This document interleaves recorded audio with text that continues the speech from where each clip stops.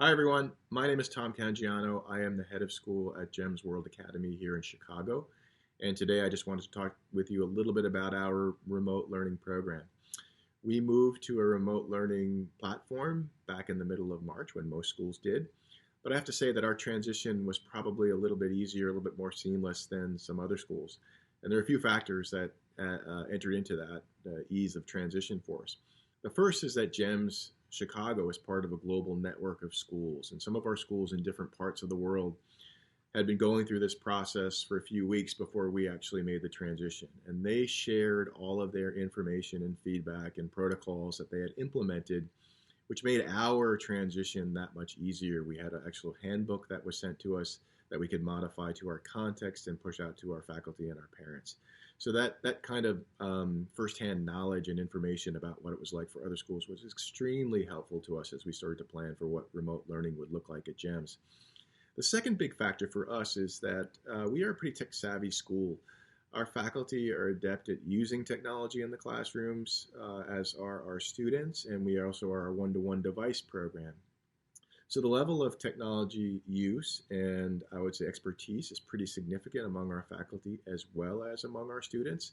So making that transition to remote learning, although it has other different kinds of challenges, was actually a fairly easy one, manageable one for our teachers and our students to make.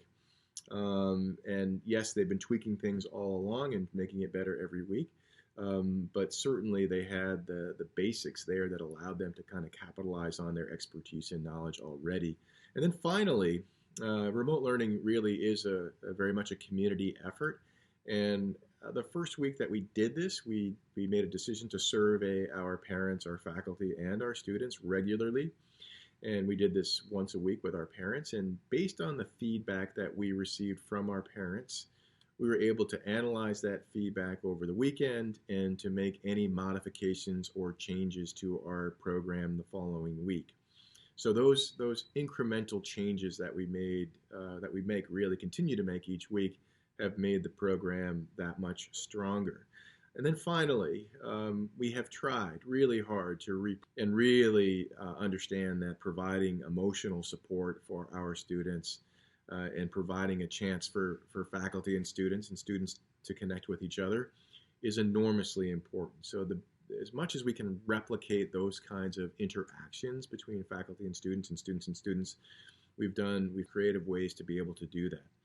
So remote learning is not in-person learning, but we really have used this opportunity to do something that we haven't done before and to try to make the most of it. And I think we've been incredibly successful. We can't wait to get back to school in August for in-person learning. But I have to say that I tip my hats to all of our faculty, our students, and our families for making remote learning the success that it has been. Thanks.